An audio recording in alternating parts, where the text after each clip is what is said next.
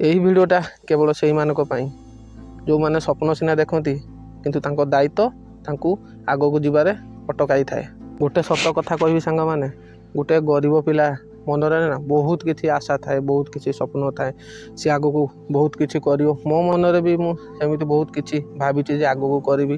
ବର୍ତ୍ତମାନ ମୁଁ ଯେଉଁ କାମ କରୁଛି ମୁଁ ଚାହୁଁଛି ଯେମିତି ଭବିଷ୍ୟତରେ ମୋର ସେହି କାମଟା ଆଗକୁ ମୋତେ ସାହାଯ୍ୟ କରୁ, ଆଗକୁ ବଢ଼ିବାରେ ମୋତେ ସାହାଯ୍ୟ କରୁ।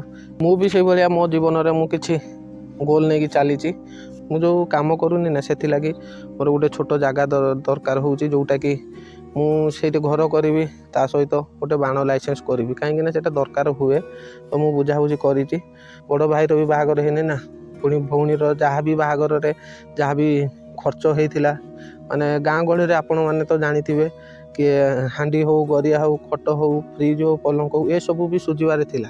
ଏଇ ଭିତରେ ମୁଁ ଦିନ ଚାଲିଥାଏ, ବହୁତ ଟେନସନ୍ରେ ବି ମୁଁ ରହେ, କାହିଁକିନା ଏତେ ସାରା ଜିନିଷ ଯେତେବେଳେ ମନରେ ଚାଲିଥାଏ ନା, ଦିନେ ଦିନେ ରାତିରେ ନିଦ ହୁଏନି। ଏଇ ଭିତରେ ମୁଁ ବସି ସେଦିନ ଭାବୁଥିଲି ଯେ ମୋର ତ ସାଙ୍ଗମାନେ ବହୁତ, ମାନେ ସେମାନେ ବାହାରକୁ ଯାଉଛନ୍ତି, କିଏ ଚେନ୍ନାଇ, କିଏ ବେଙ୍ଗଲୋରରେ ଯାଇକି ରହୁଛନ୍ତି, କିନ୍ତୁ ମୁଁ ଯାଇପାରେନି। କାହିଁକିନା ମୋତେ ଇଚ୍ଛା ହୁଏନି, କାହିଁକିନା ଦୁଇ ଭାଇ ସେମାନେ ରହିଲେ ବାହାରେ, ବାପା ବୋଉ ମୁଁ ଘରେ।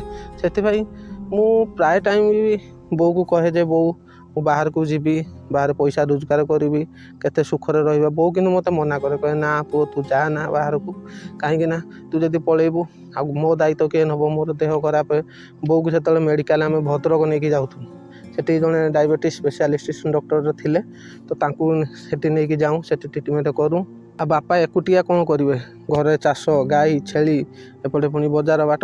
ତେଣୁକରି ମୁଁ ପ୍ରାୟ ଅଧା କାମ ସବୁ ମ୍ୟାନେଜ୍ କରେ। ବାପା ସହିତ କାନ୍ଧରେ କାନ୍ଧ ମିଳେଇ ମୁଁ ସାମ୍ନା କରିକି ଚାଲେ। ଏହିସବୁ ଜିନିଷ ନା ଭାବି ଭାବି ବିଶ୍ୱାସ କରନ୍ତୁ ଆଜ୍ଞା, ରାତିରେ ନିଦ ହୁଏ ନାହିଁ। ଆଉ ବୋଉ ମୋତେ ସବୁବେଳେ କହେ ଯେ ଭଗବାନ ଏବେ ଯେଉଁ ଜିନିଷଟା ତୋ ସହିତ କରୁଛନ୍ତି ନା, ସେଇଟା ଖରାପ ନୁହେଁ।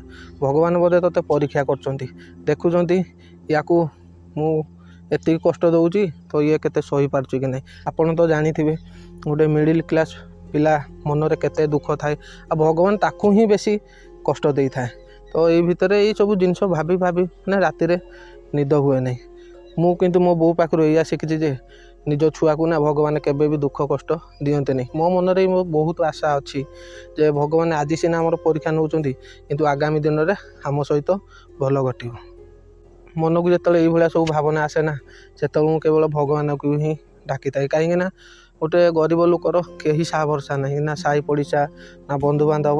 କେତିକି ବି କଷ୍ଟ ତା ପାଖକୁ ଆସେ ନା, ସେ ନିଜେ ହିଁ ସାମ୍ନା କରିଥାଏ। ଏମିତି କିଛି ମୋ ସହିତ ସେଦିନ ଘଟିଗଲା। ବହୁତ କିଛି ଦୁଃଖ କଷ୍ଟ ମନରେ ଅଛି।